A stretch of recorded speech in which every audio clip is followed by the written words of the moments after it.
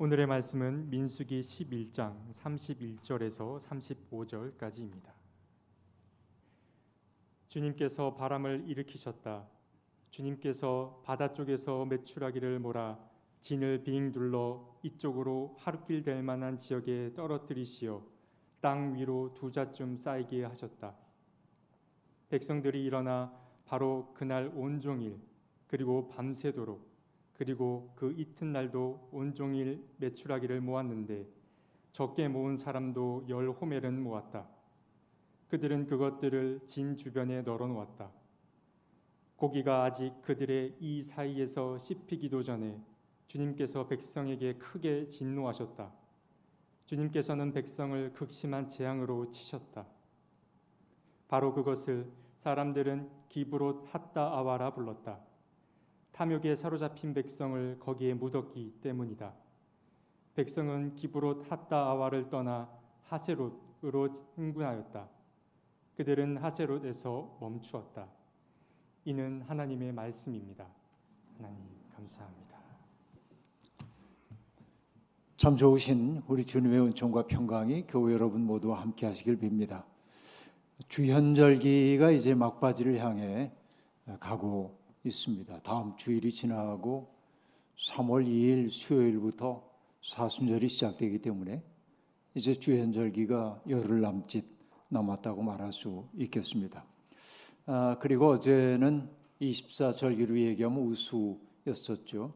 옛말에 우수가 되면 대동강물도 풀린다는 말이 있지만은 웬일인지 올해는 이렇게 아주 대기가 차갑고 건조하기 이럴 때 없습니다. 그 덕분인지 한동안 우리를 괴롭혔던 미세먼지는 한결 줄어들었습니다. 대기를 호흡하는 것이 기분을 상쾌하게 만들기도 합니다. 그러나 우리가 살고 있는 세상에는 뭔가 음울한 기운이 가득 차 있는 것 같다, 이런 느낌을 제가 느끼고 있습니다. 이게 너무 과민한 탓인지 모르겠지만은 우리 시대의 우울 같은 게 제 마음속에도 자꾸만 오곤 합니다. 사람들 보면은 해처럼 환한 얼굴 대하기 어렵죠. 물론 마스크들을 쓰고 있기 때문에 표정 보기 어렵긴 하지만은 그러나 눈으로도 웃는 사람들 만나보기 어렵고 또 담담한 어조로 말하는 사람들 만나기도 어렵습니다. 뭔가 화가 나 있는 것 같고 서슬퍼런 말들로 누군가에게 상처를 입히려고 하는 말들이 마구 칼싸움하듯 벌어지고 있는 게 우리의 세상입니다. 그런 마음들, 우울한 마음을 떨쳐내기 위함인지 저도 모르게 요즘은 틈만 나면 이곳저곳을 걸어 다닙니다. 공원만을 걷지 않고 골목골목을 걸어 다닙니다. 용산구와 마포구에 있는 골목길을 다 걸으리라 이렇게 생각하고 골목마다 요즘 걷고 있습니다. 그렇게 걷다 보면 저도 모르는 사이에 어느 순간 콧노래를 흥얼거리는데 요즘 제가 자꾸 떠올리게 되는 곡은 80년대 초반에 즐겨 불렀던 참된 자유라고 하는 곡이 자꾸만 떠오릅니다. 그 노래는 가사가 이렇게 시작되죠. 불평, 불만과 환멸 가득 찬 이 세상에 너는 무엇을 위해 사는가? 참된 자유와 평화 맛보았는가? 그대 무엇을 위해 사는가? 이렇게 질문으로 끝나고 있습니다. 불평, 불만과 환멸 가득 찬 세상, 그 속에서 참된 자유와 행복을 누리고 있느냐 하는 것입니다. 2절 가사는 이러합니다. 괴로운 인생길 헤매는 나그네요. 어디서 안식을 얻겠나? 어둠이 에워싸고 찬바람 부는 이 밤 어디서 안식을 얻겠나? 라는 가사입니다. 노래치곤 좀 이상한 게 고백형으로 끝나지 않고 의문형 정결 어미로 노래가 끝나고 있다는 게 특이합니다. 그대는 삶의 의미를 찾았는가? 어디에서 안식을 얻고 있는가? 라는 질문입니다. 그 질문을 던지고 있는 까닭은 무엇일까요? 삶으로 그 질문에 답해보라고 하는 얘기일 겁니다. 불평과 불만과 환멸이 가득 차 있는 이 세상이라는 표현은 40여 년 전도 그러했던 것처럼 오늘 우리가 살고 있는 우리의 현실을 적나라하게 반영하고 있다는 생각이 듭니다. 왜냐하면 사람들은 모두가 다 화가 난 것처럼 보입니다. 툭 찌르기만 해도 속에서 울컥 뭔가 솟아나올 것 같은 표정으로 그렇게들 지내고 있습니다. 삶은 불확실하고 삶에 대한 불안정함은 점점 증대되고 있기 때문에 그렇습니다. 우리는 행복하기 위해서 열정을 다하여 달려가고 있지만 욕망의 쳇바퀴를 돌리다가 결국 우리가 수확한 것은 인생의 환멸 혹은 권태 아니면 고통이라는 복병인 것 같습니다. 많은 사람들이 탄식하듯 얘기합니다. 내 인생이 왜 이 모양이지? 난 왜 이렇게 힘든 거야? 다른 사람들은 다 행복한 것처럼 보이는데 나는 왜 불행하지? 자기 인생이 잘 풀리지 않는다고 느낄 때마다 두 종류의 반응들이 나타납니다.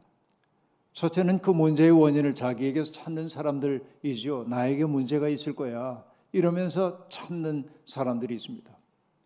그러나 자기 외부에서 그 원인을 찾는 사람도 있습니다.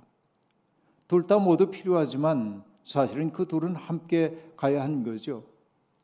오늘 우리가 살고 있는 사회를 가리켜서 어떤 이는 능력주의 사회라고 얘기합니다. 능력 있는 사람이 대접받는 게 당연하다고 여기는 그런 사회란 말이죠. 그러나 여러분, 세상에 공평함이 없기 때문에 능력주의 사회라고 하는 것은 불공정을 정당화하는 사회이기도 합니다. 부모 잘 만나고 환경이 좋아서 남들이 누리지 못하는 많은 특권들을 누리면서 성공을 향해 달려나가는 사람들, 그들은 자기들이 거둔 성공이 자기들의 능력인 것처럼 생각되기에 오만에 빠지기 쉽고요. 그럴 기회와 그럴 찬스를 부여받지 못해가지고 결국은 패배자의 운명 속에 처할 수밖에 없는 사람들은 자기에게 마치 문제가 있는 것처럼 수치감에 몸을 떨기도 합니다. 오만함이 되었든 수치감이 되었든 그 두 가지는 다 부정적 감정입니다. 그 부정적 감정이 우리에게 주는 나쁜 것 가운데 하나는 뭐냐면 자기를 존중하기 어렵게 만들고 남들도 있는 그대로의 모습으로 존중하고 받아들이기 어렵게 만든다는 데 있습니다. 오만에 빠진 사람은 그렇지 못한 사람들을 인정하려 하지 않습니다. 수치심에 사로잡힌 사람은 누군가에게 그 화를 풀고 싶은 마음이 들기 때문에 그렇습니다. 그 감정들은 모두 인간을 비인간화하고 있다고 말할 수 있겠습니다. 많은 젊은이들이 이 시대에 공포감을 느끼고 있습니다. 나쁜 사람들이 그 공포감을 이용해서 자기의 이익을 위해 젊은이들을 동원하려고 하고 있는 일도 우리는 보고 있습니다. 흔들리는 터전 위에서 멀미를 하고 있는 사람들을 볼 때마다 제가 떠올리는 사람이 하나 있습니다. 이탈리아의 화학자이자 아우슈비츠 수용소에 갇혔다가 살아난 프리모 레비라고 하는 이탈리아의 작가입니다. 그는 자기가 아우슈비츠 수용소에서 경험했던 바를 책으로 담아냈는데 이것이 인간인가라고 하는 책에서 그는 수용소를 가리켜 사람을 동물로 격화시키는 거대한 장치라고 말했습니다. 그 속에서는 어떠한 사람도 인간으로 존엄하게 진정받지를 못한다라고 하는 얘기입니다. 모욕당하고 매를 맞고 고문을 당하고 그러면서 그들은 자신이 인간이 아니라는 사실을 자꾸만 느끼도록 만들었다는 것이죠. 그렇기에 그는 말합니다. 그렇기 때문에 그곳에서는 더욱더 인간이기 위해 노력해야 했다고 말합니다. 그의 말입니다. 우리가 노예일지라도 아무런 권리가 없을지라도 갖은 수모를 겪고 죽을 것이 확실할지라도 우리에게 한 가지 능력만은 남아있다. 마지막 남은 것이기 때문에 온 힘을 다해 지켜내야 한다. 여러분, 그 능력이 무엇일까요? 그가 말합니다. 그 능력이란 바로 그들에게 동의하지 않는 것이다 라고 말합니다. 사람들을 동물로 격화시키고 비인간화하려고 하는 그들에게 동의하지 않고 내가 존엄한 사람임을 잊지 않도록 하는 것, 이게 우리에게 남아있는 마지막 가능성이라고 그는 이야기하고 있습니다. 그 때문에 그는 비누가 없어도 얼굴을 깨끗하게 씻으려고 애를 썼고, 규율이 명하기 때문이 아니라 자기가 존중한 아주 존엄한 인격임을 스스로 재확인하기 위해 신발을 꺾어 신지 않았고 허리를 꼿꼿하게 세우고 수용소를 걸어놓으라고 말합니다. 내가 인간이라고 하는 사실을 재확인하기 위해서 말이죠. 어려운 때일수록 우리에게 남아있는 그 한 가지 능력을 굳게 붙잡아야 한다고 그는 말합니다. 그가 끝끝내 동물이기를 거절하고 인간의 존엄을 유지하려고 했던 까닭은 무엇일까요? 사람들을 비인간화시키고 동물로 격화시키던 그 수용소의 그 악마적 속성을 살아남아서 세상 앞에 증언하기 위해서라고 얘기하고 있습니다. 다시는 이런 일들이 벌어지지 않도록 하기 위해서라도 자기는 살아남아야 했다고 말하고 있습니다. 그렇습니다. 우리 믿는 사람들에게 한 가지 남아있는 능력이 있다고 한다면 그것은 무엇이겠습니까? 세상의 물결이 제 아무리 우리를 몰아가려고 한다 할지라도 그 세상 물결에 속절없이 떠밀려가지 않고 내 삶의 주인이 되어 살겠다고 하는 검질긴 다짐, 이런 것들, 그것은 누구도 빼앗아갈 수 없는 가장 소중한 인생의 가능성이 아니겠습니까? 오늘은 출애굽 공동체가 겪은 일을 통해 우리의 그와 같은 삶을 반성해 보려고 합니다. 젖과 꿀이 흐르는 땅의 비전을 가지고 애굽을 탈출해 나왔지만, 그러나 그 아름답고 영롱한 꿈이 실현되기까지 그들은 치러야 하는 대가가 매우 많았습니다. 수많은 난관이 있었습니다. 홍해를 건넌 이후에라고 그들이 평안하게 살 수 없었습니다. 광야를 배회하는 세월이 길어질 수밖에 없었습니다.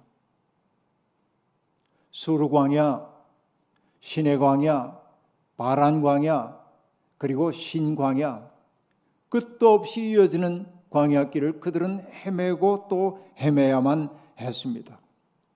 그 광야는 거대한 장벽과도 같았습니다.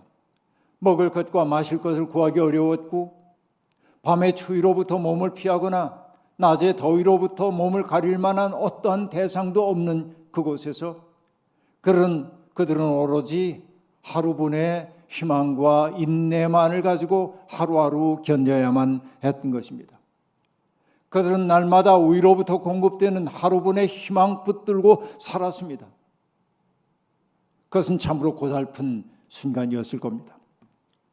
세상살이에 지친 이들은 광야와 같은 고독의 장소를 그리워합니다. 저도 고독을 그리워하는 사람 중에 하나입니다. 광야는 때때로 도피의 장소이기도 했습니다. 사울에게 쫓기던 다윗은 광야지대로 들어가 몸을 피신했습니다. 아합과 이세벨에게 쫓기던 엘리야도 광야로 들어가 걷고 또 걷다가 로뎀나무 아래에서 이러느니 차라리 죽는 게 낫겠다고 하나님께 자기의 생명을 거둬가려고 부탁하기도 했습니다. 공생애를 시작하시기 전 예수님은 정말 자기의 인생을 건 모험에 나서기 전에 심각한 결단을 하기 위해 광야에 들어가 40일을 머무셨습니다. 내 인생 어떻게 살아야 하는지를 묻기 위해서였죠. 광야는 그런 의미에서 고독의 장소입니다.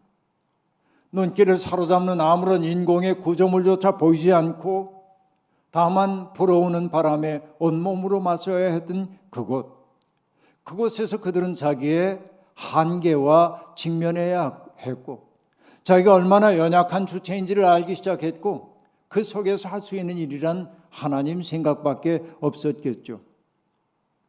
그런 의미에서 광야는 매력적인 장소임이 분명합니다.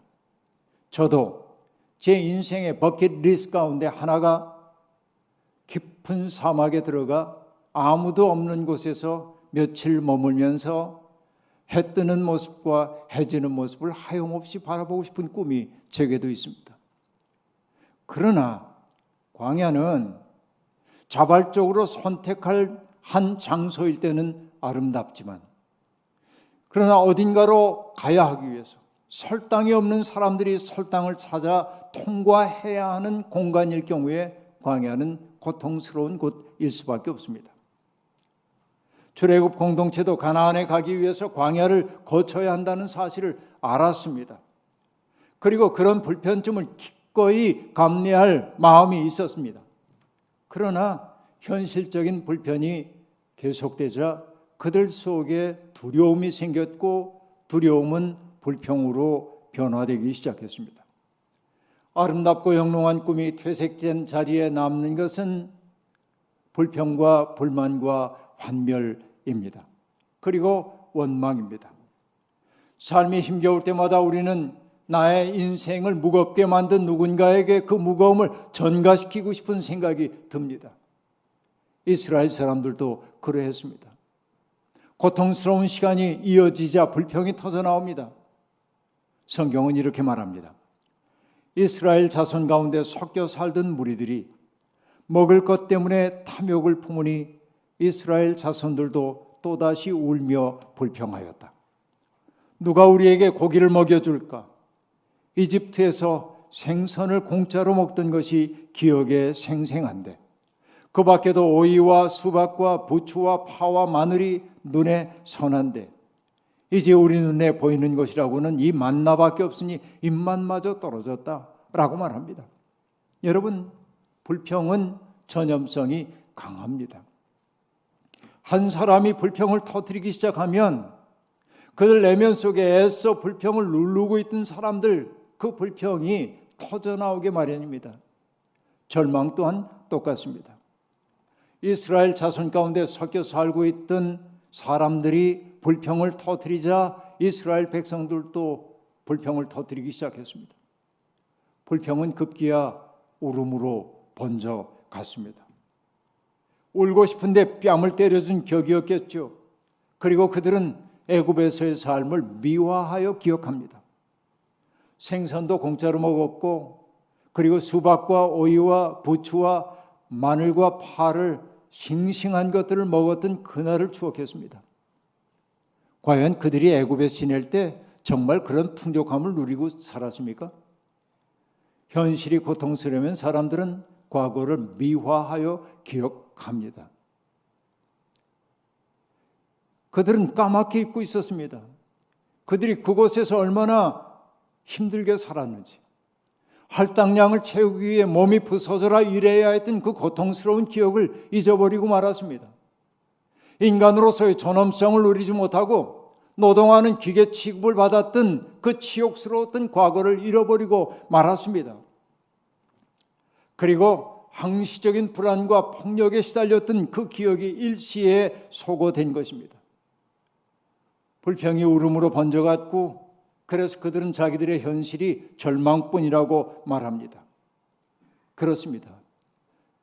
절망과 불평이 폭풍처럼 몰려오게 될 때 성찰이 자리하지 못하는 바입니다. 사방에서 불평의 소리가 터져나옵니다. 아무리 강철 같은 심장을 가진 모세라 해도 견딜 수가 없습니다. 그래서 모세도 하나님 앞에 불평을 늘어놓습니다. 어찌하여 주님께서는 주님의 종을 이렇게도 괴롭히십니까? 어찌하여 저를 주님의 눈밖에 벗어나게 하시어 이 모든 백성을 저에게 짊어지우십니까? 어찌하여 이 모든 백성들을 저에게 짊어지우십니까? 이 모든 백성을 제가 배기라도 하였습니까? 제가 그들을 낳기라도 했습니까? 어찌하여 저더러 주님께서 그들의 조상에게 맹세한 땅으로 마치 유모가 젖먹이를 품고 가듯이 그들을 품에 품고 가라고 하십니까? 그렇죠. 모세의 투덜거림이 참 절절합니다. 그의 고독감이 느껴집니다. 어찌하여라고 하는 단어가 반복되면서 그의 고통이 선명하게 부각됩니다. 책임지는 자리에 부름을 받는다는 것은 영광스럽기도 하지만 견디기 어려운 무거움이기도 합니다. 모세도 이제는 이 무거운 짐 내려놓고 싶다고 얘기하는 겁니다. 그러자 하나님도 화를 내십니다. 그 백성이 원하는 고기를 주겠다는 거예요. 그런데 하나님은 분명히 화를 내고 계십니다. 하루만 먹고 그치진 아니할 것이다. 이틀만도 아니고 닷새만도 아니고 열흘만도 아니고 20날 동안만도 아니다.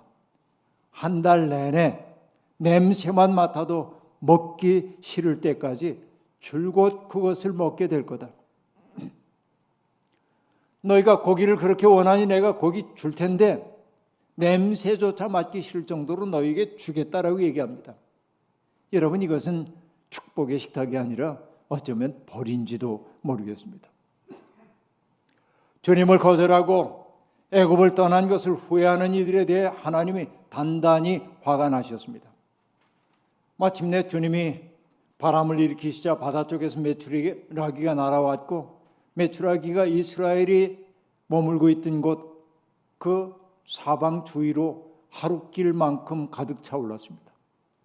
얼마나 많이 쌓였든지 많이 쌓인 것은 2자나 쌓였다고 얘기합니다. 이스라엘 사람들은 가서 그것을 거두어들이기만 하면 됐습니다. 성경이 말합니다. 적게 거두어들인 사람도 10호멜을 거두었다는 겁니다. 한 호멜은 얼만큼이냐면 당나귀 한 마리가 싣고 나를 만한 분량을 뜻합니다. 당나귀 10마리 분량의 메추라기를 얻었습니다. 얼마나 행복했을까요? 그들은 자기들의 진 주위에 그것을 널어놓았습니다. 말리려고 했겠죠. 부패하지 않도록. 그런데 성경은 뜻밖의 얘기를 합니다. 그 고기가 그들의 입 사이에 끼기도 전에 하나님의 재앙이 내렸다. 그렇게 말합니다.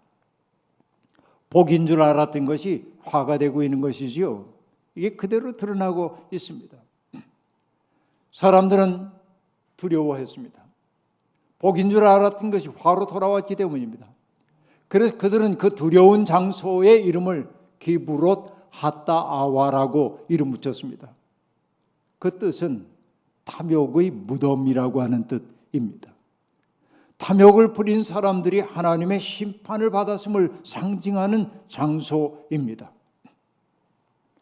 그런데 이 이야기는 옛날에 벌어진 사건을 보여주는 게 아니라 이 원형적인 이야기 속에는 인간의 탐욕 속에 죽음이 깃들여 있다는 사실을 넌지시 우리에게 가르쳐주고 있습니다.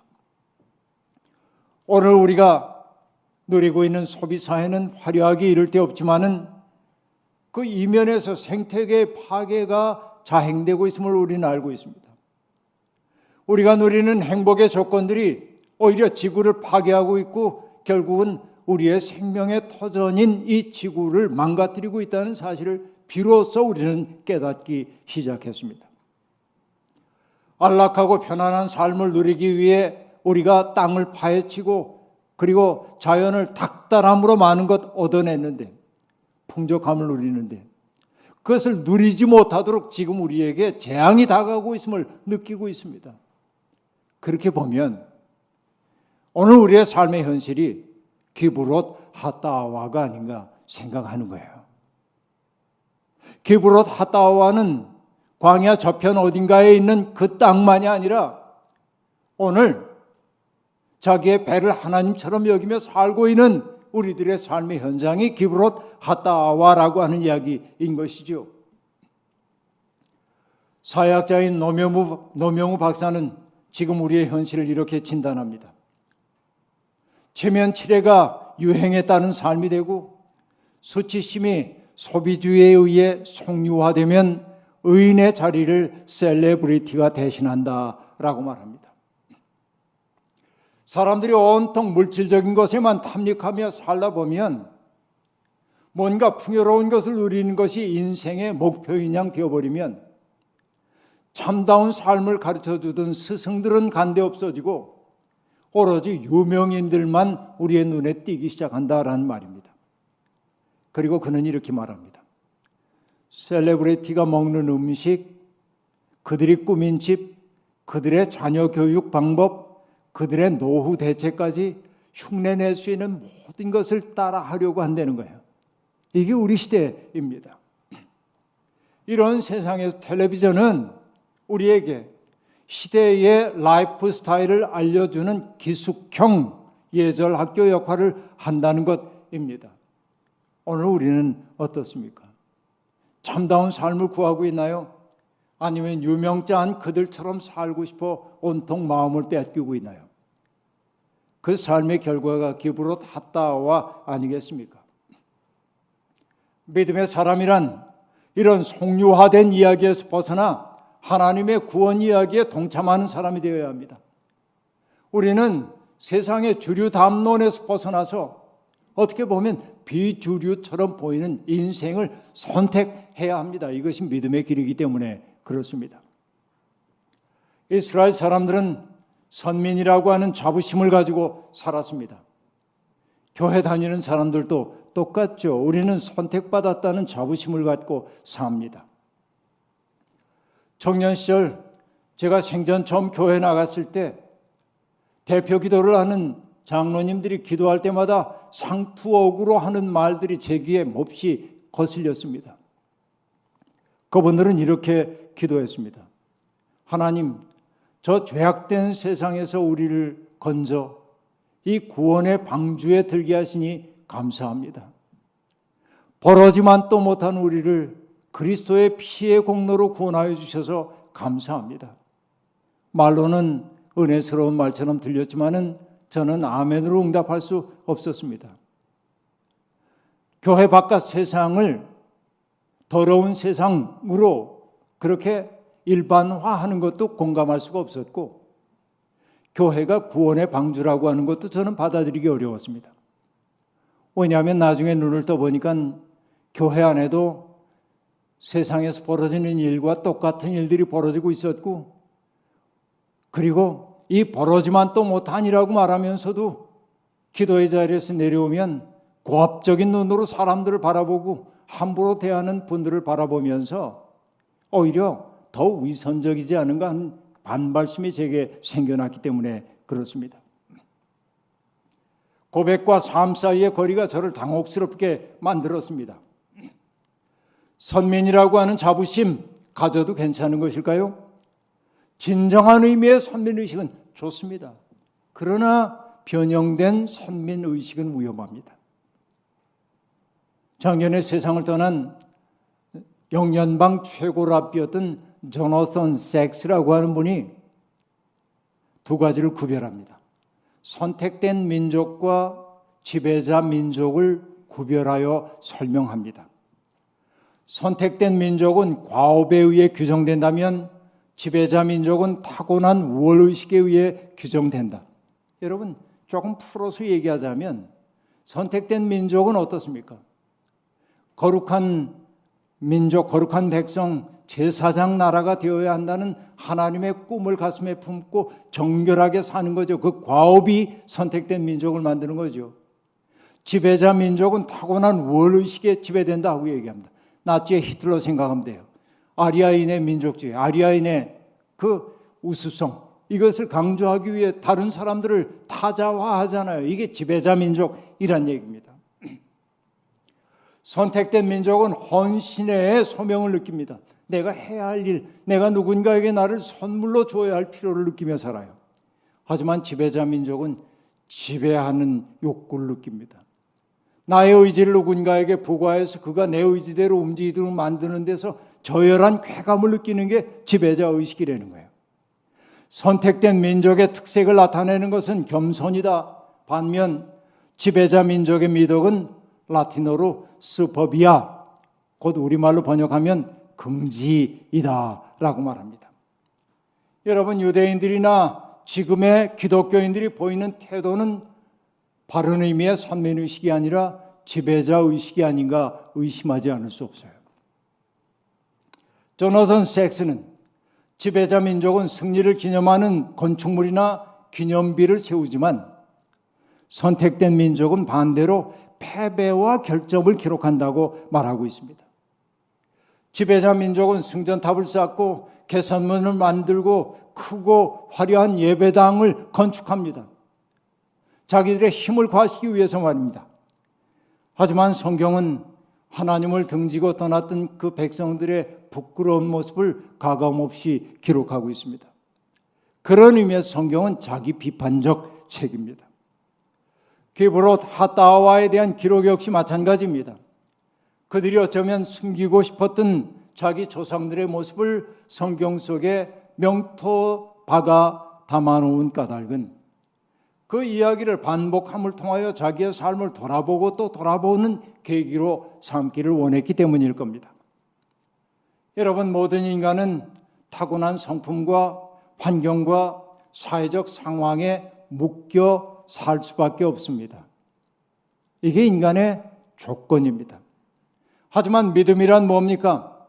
그 사슬에서 벗어나 더 높은 가치를 지향하는 데 있습니다.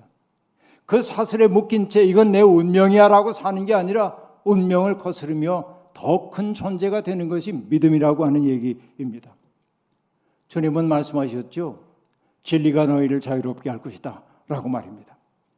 진리 안에 있는 사람은 더 이상 상황의 노예가 아닙니다.